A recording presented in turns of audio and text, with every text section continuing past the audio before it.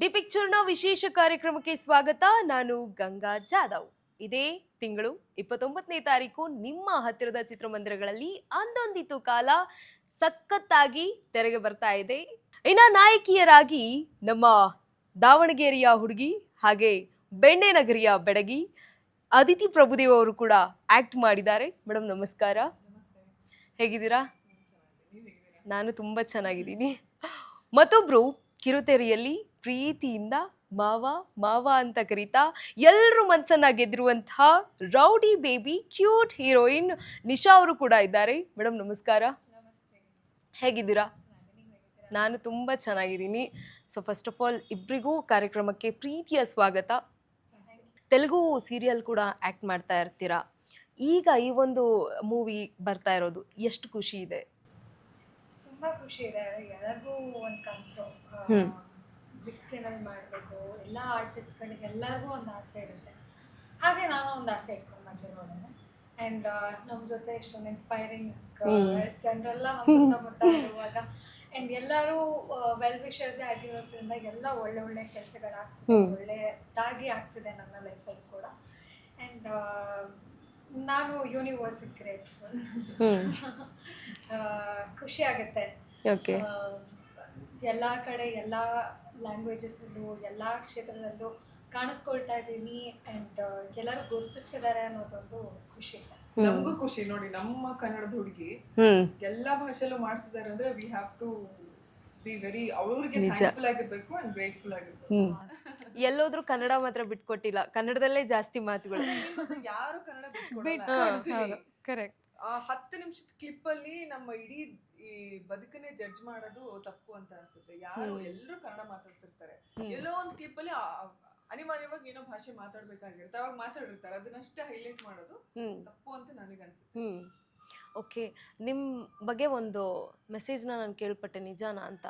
ನಾನು ಏನಪ್ಪ ಇವಾಗ ಒಂದು ಮೂವಿ ಬರ್ತಾ ಇದೆ, ಇಷ್ಟು ಬೇಗ ಈ ರೀತಿ ಕಂಪ್ಲೇಂಟ್ಗಳು, ಅದು ಮಹಿಳಾ ಸಮಾಜ ಕಲ್ಯಾಣ ಇಲಾಖೆ ಕಂಪ್ಲೇಂಟ್ ಹೋಗಿರುವಂಥದ್ದು ಏನಂತ? ಅಲ್ಲ ಏನೋ ಅದೇ ನಾನು ಹೇಳೋಣ ಅಂತ ಬಂದೆ. ಎಲ್ಲ ಪ್ರಿಪೇರ್ ಆಗೇ ಬಂದಿದ್ದಾರೆ. ನಿಜ, ಸೀರಿಯಸ್. ನೀವು ಅವ್ರ ಸಪೋರ್ಟ್ ಮಾಡಿ ಮಾತಾಡ್ತಾ ಇದ್ದೀರಾ. ಇವಾಗ ನಾನು ಹೇಳ್ದೆ ಅಂದ್ರೆ ನೀವೇ ಬೈತೀರಾ, ಸೀರಿಯಸ್ಲಿ. ಹೌದಾ? ಅಲ್ಲ, ನನ್ ಸಪೋರ್ಟ್ ಹೋಗ್ಲಿ, ನೀವು ಇಂಟರ್ವ್ಯೂ ಮಾಡಕ್ ಬಂದಿದ್ದೀರಾ, ನಿಮಗೆ ಏನ್ ಮಾಡ್ಬೇಕು? ಇಲ್ಲ, ಮಾಡ್ಬೇಕು ಆಕ್ಚುಲಿ. ಹೆಂಗೆ ಸಾಧ್ಯ ಅಂತ. ಏನಾಗಿದೆ? ಅಲ್ಲ, ಈಗ ಮೊದ್ಲೇ ಒಂದ್ ಹುಡ್ಗಿಗ್ ಒಂದ್ ಹುಡ್ಗ ಸಿಗದ್ ಕಷ್ಟ, ಒಂದ್ ಹುಡ್ಗಂಗ್ ಒಂದ್ ಹುಡ್ಗಿ ಸಿಗದ್ ಕಷ್ಟ. ಅದ್ರಲ್ಲಿ ನೀವು 8 ಮದ್ವೆ ಆಗಿದ್ದೀರಲ್ಲ.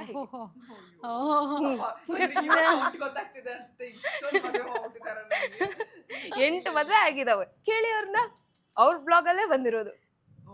ಖುಷಿಯಾಗಿ ಹೇಳಿದಾರೆ. ಮತ್ತೆ ಕರೆಕ್ಟ್ ನಂಬರ್ಸ್ ಅಂತ ನಂಗೂ ಗೊತ್ತಿಲ್ಲ, ಬಟ್ ಹೌದು ಆಗಿರ್ಬಹುದು.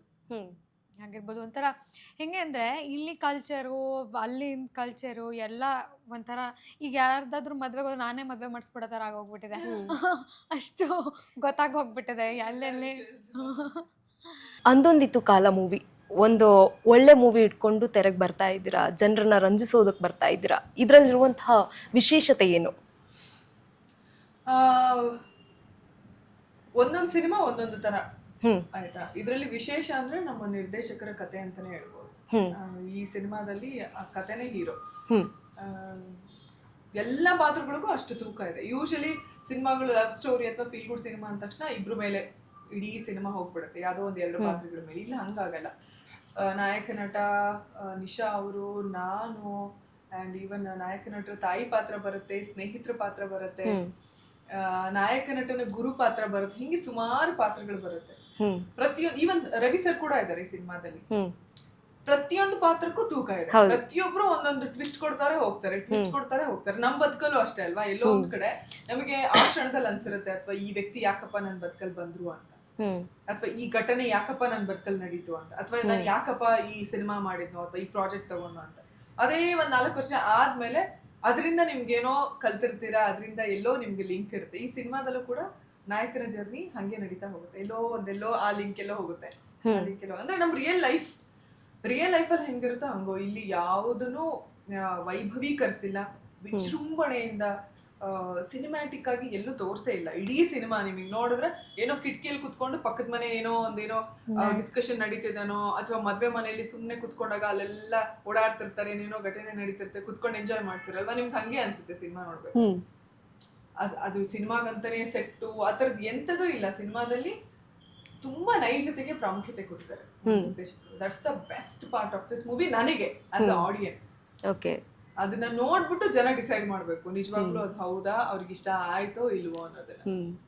ಓಕೆ ನಿಶಾ ಮೇಡಮ್, ನಿಮಗೆ ಫಸ್ಟ್ ಕಾಲ್ ಬಂದಾಗ ಅಂದೊಂದಿತ್ತು ಕಾಲದಲ್ಲಿ ಈ ರೀತಿ ನೀವು ಒಂದು ಆ್ಯಕ್ಟ್ ಇದೆ, ನೀವು ಮಾಡಬೇಕು, ನಿಮ್ಮ ಒಂದು ಪಾತ್ರ ಇದೆ ಅಂತ ಕೇಳಿದಾಗ ಏನು ಅನಿಸಿತ್ತು ನಿಮಗೆ ಆ ಕ್ಷಣ, ಆ ದಿನ? ಖುಷಿಯಾಗಿತ್ತು. ನನ್ನ ಬಗ್ಗೆ ನಾನು ಫ್ರ್ಯಾಂಕಾಗಿ ಹೇಳಬೇಕು ಅಂದರೆ, ನಾನು ಸ್ವಲ್ಪ ಎಕ್ಸ್ಪ್ರೆಸ್ ಮಾಡೋದು ಕಮ್ಮಿ. ನಂಗೆ ಅಷ್ಟು ಬೇಗ ಏನೋ ಸಡನ್ ರಿಯಾಕ್ಷನ್ಸ್, ಎಕ್ಸ್ಪ್ರೆಷನ್ಸ್ ಅಂತ ನನ್ನ ಮುಖದಲ್ಲಿ ಬರಲ್ಲ.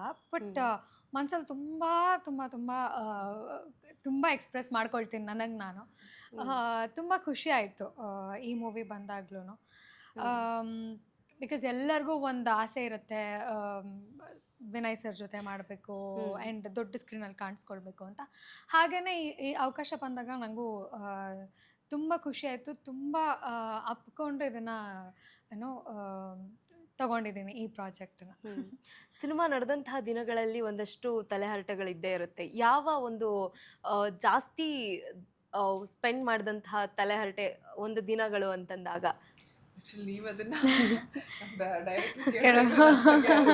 ಒಂದು ಲಿಸ್ಟೇ ಕಂಪ್ಲೇಂಟ್ ಹೇಳ್ಬಿಡ್ತಾರೆ ಕೀರ್ತಿ ಸರ್. ಮೇಡಮ್ ನಂಗೆ ಒಂದ್ ಇಂಟರ್ವ್ಯೂ ಸಾಕಾಗಲ್ಲ, ನಾಳೆನೂ ಬಂದ್ಬಿಡಿ ಅಂತ ಬರೀತಾರೆ. ಅಷ್ಟೊಂದಿದೆ. ಯೂಶಲಿ ಆಕ್ಚುಲಿ ವಿನಯ್ ಸರ್ನ ಎಲ್ರು ತುಂಬಾ ಸೈಲೆಂಟ್ ಇಂಟ್ರೋವರ್ಟ್ ಅಂತಾರೆ. ಬಟ್ ಒಂದು ರೀತಿಯಲ್ಲಿ ನಾನು ವಿನಯ್ ಸರ್ ಒಂದೇ ಕ್ಯಾರೆಕ್ಟರ್, ಆಂಬಿ ವರ್ಡ್ಸ್ ಅಂತ.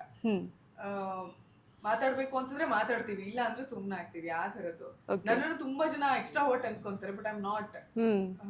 ಕ್ಯಾಮ್ರಾ ಇದೆ, ಮಾತಾಡ್ಬೇಕು, ನನ್ ಕೆಲಸ ಅಂತ ಮಾತಾಡ್ತೀನಿ. ಅದರ್ವೈಸ್ ಅಮ್ಮ ವೆರಿ ಸೈಲೆಂಟ್ ಸೈಲೆನ್ಸ್ ಆಗಿರೋದಕ್ಕೆ ಇಷ್ಟಪಡ್ತೀನಿ.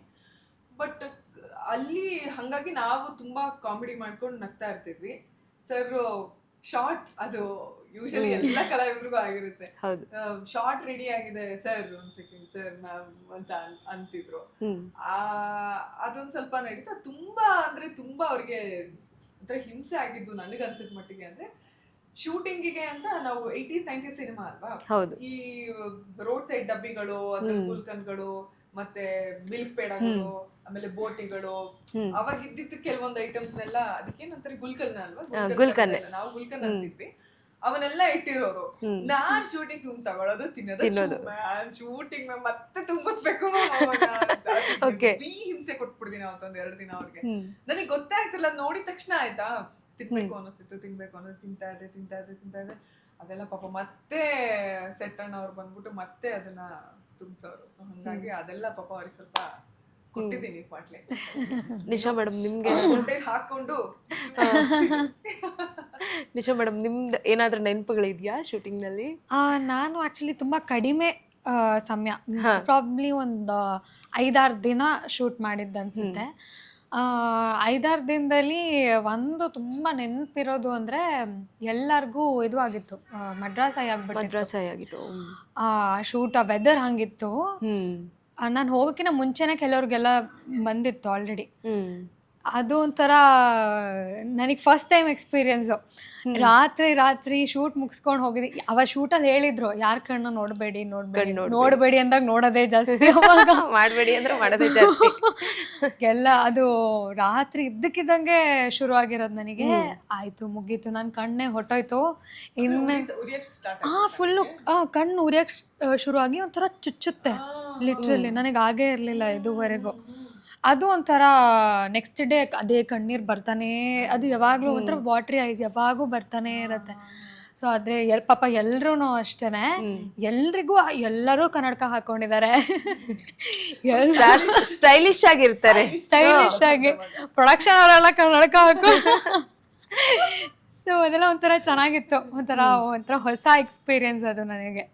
ಟೀಸರ್ ನೋಡಿದಾಗ ಗಮನಿಸಿದಾಗ ಗೊತ್ತಾಗುತ್ತೆ, ಇದು ಒಂದು ಬಾಲ್ಯದ ದಿನಗಳನ್ನ ಕೂಡ ನಮ್ಮನ್ನ ನೆನಪಿಸುತ್ತೆ, ನಮ್ಮ ಬಾಲ್ಯದ ದಿನಗಳನ್ನ ಕರ್ಕೊಂಡು ಹೋಗುತ್ತೆ ಅಂತ.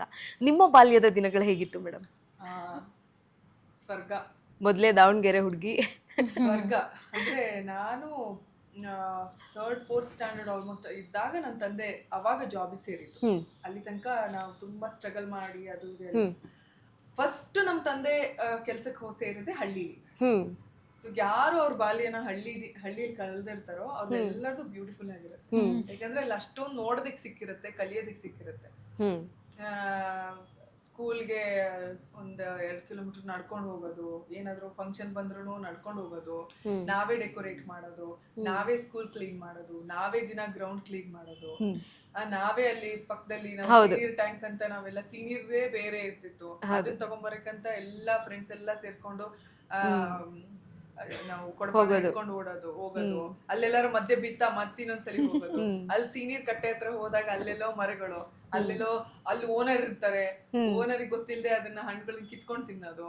ಆಮೇಲೆ ಕುಟ್ಟುಂಡಿ ಕುಟ್ಟೋದಕ್ಕೆ ಒಬ್ರ ಮನೆಯಿಂದ ಹುಣಸೆ ಹಣ್ಣು, ಒಬ್ರ ಮನೆಯಿಂದ ಉಪ್ಪು ಖಾರ, ಮನೆಯಿಂದ ಕರಿಬೇವು, ಹಂಗೆ ಎಲ್ಲರ ಮನೆಯಿಂದ ಸೇರಿ ಅದ್ ಎಲ್ಲಿ ಕುಡ್ತಿದ್ವು, ಅಲ್ಲಿ ಏನೇನ್ ಬಿದ್ದಿರ್ತಿದ್ವು, ಇವಾಗ ನೆನ್ಸ್ಕೊಂಡ್ರೆ ಅನ್ಸುತ್ತೆ ಓಡೋದ್ ಬಿದ್ದಿದ್ ಕಡ್ಡಿನೇ ಹಂಗೆ ಅಲ್ಲೇ ಸಿಗಿಸ್ಕೊಂಡಿದ್ವಿ, ಅದನ್ನೇ ಆರಾಮಾಗಿ. ಓಕೆ, ಮಲೆನಾಡಿನ ಒಂದು ಮಧ್ಯದಲ್ಲಿ ಒಂದು ಶೂಟಿಂಗ್ ಆಗಿರುವಂಥದ್ದು, ಆ ಒಂದು ಶೂಟಿಂಗ್ನ ನೆನಪಿಸ್ಕೊಂಡಾಗ ಮಲೆನಾಡಿನ ಒಂದು ಕತೆ ಇದೆ ಅಂತ ಗೊತ್ತಾಗುತ್ತೆ. ಅದ್ರ ಬಗ್ಗೆ ಹೇಳೋದಾದ್ರೆ ಶೂಟಿಂಗ್ ಮಲೆನಾಡು ಅದು ಹೇಳ್ಬೇಕಾದ್ರೆ ಎಲ್ರಿಗೂ ಒಂದು ಸ್ಮೈಲ್ ಬರುತ್ತೆ. ನಾವು ಕ್ಯಾಮ್ರಾ ಇಟ್ಟಲ್ಲೆಲ್ಲ ಫ್ರೇಮೇ ಆಯ್ತಾ. ಆಮೇಲೆ ವಿತೌಟ್ ಅವರ್ ನಾಲೆಡ್ಜ್ ನಮ್ದು ಅದೊಂಥರ ಅದು ಹೆಂಗ್ ಹೇಳ್ಬೇಕು ಗೊತ್ತಿಲ್ಲ ನಂಗೆ ಪದಗಳಲ್ಲಿ, ಅದೇನೋ ಒಂಥರ ನಮ್ ಪರ್ಸನಾಲಿಟಿನೇ ಸ್ವಲ್ಪ ಚೇಂಜ್ ಆಗ್ತಿತ್ತು. ಅಂದ್ರೆ ಮೈಲ್ಡ್ ಕಾಮ್ ತರ ಸಮಾಧಾನ ಅನ್ಸೋದು, ಖುಷಿ ಅನ್ಸೋದು.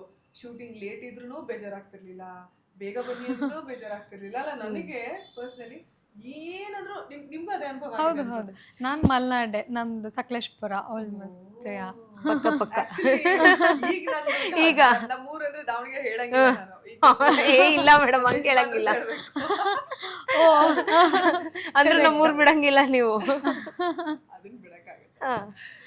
ಸೊ ಒಂಥರ ಆ ಕ್ಯಾರೆಕ್ಟರ್ಗೆ ಏನ್ ಬೇಕೋ ಅದನ್ನ ತಗೊಂಬಂದ್ಬಿಡೋದು, ವಾತಾವರಣನೇ ತಗೊಂಬಂದ್ಬಿಡೋದು. ತುಂಬಾ ಚೆನ್ನಾಗಿತ್ತು. ಅಂಡ್ ಮಳೆ ಅಂದ್ರೆ ಮಳೆ, ಅವಾಗ ಮಳೆ ಮಧ್ಯೆ ಯಾವ್ದು ನಮ್ಗೆ ಅಯ್ಯೋ ಮಳೆ ಬರ್ತದೆ ಕಿರಿಕಿರಿನೇ ಅನ್ಸಿದ್ದಿಲ್ಲ. ಅಷ್ಟು ಖುಷಿಯಾಗಿ ಶೂಟ್ ಮಾಡಿ ಮಳೆ ಬರ್ತಿದಿನ ಇದ್ರಲ್ಲೇ ಸೀನ್ ಮುಗಿಸ್ಬಿಡೋಣ ಅಂತ ನಮ್ ಡೈರೆಕ್ಟ್ರು. ಹಂಗೆ ಎಲ್ಲರೂ ಛತ್ರಿ ಹಿಡ್ಕೊಳ್ಳೋದು, ಹಂಗೆ ಸೀನ್ ಮಾಡೋದು.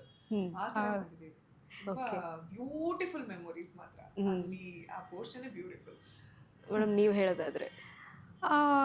ನನ್ನ ಪೋರ್ಷನ್ಸ್ ಮಾಡುವಾಗ ಆ್ಯಕ್ಚುಲಿ ತುಂಬ ಚಾಲೆಂಜಿಂಗ್ ಇತ್ತು, ಯಾಕಂದರೆ ಸುಮಾರು ಲೊಕೇಶನ್ ಚೇಂಜಸ್ ಇತ್ತು. ಸಾಂಗ್ ಶೂಟ್ ಮಾಡುವಾಗ ಒಂದೊಂದು ಶಾರ್ಟಿಗೂ ಒಂದೊಂದು ಲೊಕೇಶನ್ಗೆ ಹೋಗಬೇಕಿತ್ತು. ತುಂಬ ಮಳೆ ಮಳೆ ಮಳೆ, ಎಲ್ಲಿ ಓಡಾಡೋಕ್ಕೆ ಕಷ್ಟ. ಶೂಟ್ ಮಾಡಿ ಫ್ರೇಮ್ ಇಟ್ಟು ಹಿಂಗೆ ಬರೋಂಗೆಲ್ಲ ಮಳೆ ಬಂದ್ಬಿಡೋದು. ಸೊ ಈ ಥರ ತುಂಬ ಚಾಲೆಂಜಿಂಗ್ ಆಗಿತ್ತು. ಆ್ಯಂಡ್ ನಂದು ಡೇಟ್ಸು ಲೈಕ್ ವೆರಿ ಲಿಮಿಟೆಡ್ ಇದ್ದಿದ್ದರಿಂದ ಪಾಪ ಅವರಷ್ಟರಲ್ಲೇ ಮುಗಿಸ್ಬೇಕಿದ್ದರಿಂದ ಕಷ್ಟಪಟ್ಟು ವೆರಿ ಚಾಲೆಂಜಿಂಗ್ ಆಗಿ ಶೂಟ್ ಮಾಡಿದ್ರು. ಓಕೆ ಮೇಡಮ್, ನೀವು ರವಿಚಂದ್ರನ್ ಸರ್ ಜೊತೆಗೆ ಆ್ಯಕ್ಟ್ ಮಾಡಿದ್ರಾ ಈ ಸಿನಿಮಾದಲ್ಲಿ? ಇಲ್ಲ, ಆ್ಯಕ್ಟ್ ಮಾಡಿಲ್ಲ. ಸನ್ನಿವೇಶ ಏನಾದರೂ ಬಂತ ಅಥವಾ ಇಲ್ವಾ ಅಂತ? ಇಲ್ಲ ಇಲ್ಲ, ಈ ಸಿನಿಮಾನಲ್ಲಿ ರವಿ ಸರ್ನ ನಾನು ಭೇಟಿ ಮಾಡಿಲ್ಲ. ಬಟ್ ರವಿ ಸರ್ ಜೊತೆ ಸ್ಕ್ರೀನ್ ಶೇರ್ ಮಾಡಿದ್ದಿದೆ. ಹಾಗೆ ಪರ್ಸ್ನಲಿ ಕೂತು ಒಂದು ಅರ್ಧ ಮುಕ್ಕಾಲು ಗಂಟೆ ಮಾತಾಡಿದ್ದೆಲ್ಲ ಇದೆ. ಅದೇ ಇವ್ರು ಹೇಳ್ದಂಗೆ ಪ್ರತಿಯೊಬ್ಬರು ಅಲ್ಲಿದ್ದಂಥ ವಾತಾವರಣನೇ ತುಂಬ ಸಿಂಪಲ್ ಆಗಿರೋ ವಾತಾವರಣ. ಕಥೆ ಎಷ್ಟು ಸಿಂಪಲ್ ಆಗಿದೆಯೋ ಜನರು ಅಷ್ಟೇ ಸಿಂಪಲ್ ಆಗಿದ್ದಿದ್ದು. ಆ್ಯಂಡ್ ಎಲ್ಲರೂ down to earth. Vinay sir, Ravi sir ಆಗಿರ್ಬೋದು, ಆದಿತ್ಯವ್ರನ್ನ ನಾನು ಇವತ್ತೇ ಭೇಟಿ ಮಾಡ್ತಿರೋದು ಮುಹೂರ್ತ ಆದಮೇಲೆ. ಬಟ್ ನಂಗೆ ಗೊತ್ತು ಅವ್ರು ಹೆಂಗೆ ಅಂತ ನಾನು ಕೇಳಿದ್ದೀನಿ ಸುಮಾರು ಜನರ ಬಾಯಲ್ಲಿ. ಆ್ಯಂಡ್ ಅನ್ನೋದು ಗೊತ್ತಾಗ್ಬಿಡುತ್ತೆ ನೋಡ್ತಿದ್ದಂಗೆ, ನಮ್ಮವರೇ ಅನ್ನೋ ಥರ ಫೀಲ್ ಆಗಿಬಿಡುತ್ತೆ. ಅಂದರೆ ನಾಟಕೀಯ ಎಲ್ಲೂ ಇಲ್ಲ ಅನ್ಸಲ್ಲ. ಮಾತಾಡ್ತಿರುವಾಗ ನಮ್ಮ ಮನೆಯವ್ರ ಜೊತೆನೇ ಮಾತಾಡ್ತಿದ್ದೇನೆ ಅನ್ನೋ ಫೀಲ್. ಸೊ ಎಲ್ಲ ಇದೇನೆ ಇಡೀ ಸಿನಿಮಾದಲ್ಲಿ ಕಲ್ಸ್ಕೊಟ್ಟಿರೋದು. ಸೊ ನಾವಾಗಿದ್ವಿ ಸೆಟ್ಟಲ್ಲಿ. ಆ್ಯಂಡ್ ಎಷ್ಟು ಸಿಂಪಲ್ ಆಗಿರಬೇಕೋ ಅಷ್ಟು ಸಿಂಪಲ್ ಆಗಿರಬೇಕು ಅಂತ ಹೇಳ್ಕೊಟ್ಟಂತ ಸೆಟ್ಟಿದ್ದು. ಸೊ ಮೇಡಮ್, ತುಂಬ ಬೋರ್ ಅಂತ ಅನ್ನಿಸ್ತಿದೆ. ಯಾಕೆ ಗೊತ್ತಾ, ಇಬ್ಬರು ಹೀರೋಯಿನ್ ಇದ್ದೀರಾ, ನಾನೊಂದು ಏನೋ ಆ್ಯಕ್ಟಿವ್ ಆಗಬೇಕು ಅಂತ. ಹೌದು, ಈ ಒಂದು ಕ್ವಶನ್ ಕೇಳಲಾ? ಇಬ್ಬರು ಹೀರೋಯಿನ್ ಇದ್ರೆ ಅಲ್ಲೊಂದು ಸ್ವಲ್ಪ ಜಗಳ ಕಿರಿಕಿರಿ ಇರುತ್ತೆ ಅಂತ, ಹೌದಾ? ನಿಜನಾ? ಅದು ಆಂಕರ್ಸು ಮೀಡಿಯಾದವರು ಕೇಳೋಂಥ ಪ್ರಶ್ನೆ ಮಾತ್ರ ನಾನ್ ನೋಡ್ದಂಗೆ ಎಲ್ಲೋ ಇಲ್ಲ. ಪಾಡಿಗೆ ಅವ್ರು ಇರ್ತಾರೆ, ಇವ್ರು ಪಾಡಿಗೆ ಅವ್ರಿಗೆ ಮಾತ್ರ ಸೀನ್ ಚೆನ್ನಾಗಿ ತಗೊಟ್ಟೆ ನನಗ್ ತಕೊಡ್ಲಿಲ್ಲ ಅಂತ ಗಲಾಟೆ ಮಾಡ್ಲಿಲ್ವಾ? ಕೇಳಿ ನನಗಂತೂ ನಾವಂತೂ ಮಾಡಿಲ್ಲ. ಅವ್ರಿಗೆ ಡೈಲಾಗ್ ಜಾಸ್ತಿ ಇದೆ, ನನಗ್ ಡೈಲಾಗ್ ಕಡಿಮೆ ಇದೆ. ಇಲ್ಲ ಇಲ್ಲ ಇಲ್ಲ ಇಲ್ಲ. ನೀವು ಸುಳ್ಳು ಹೇಳ್ತಿದ್ದೀರ ಅನ್ಸ್ತಿದೆ ನನ್ಗೆ. ಹೌದಾ? ಹಾ ಈಗ ಯಾರು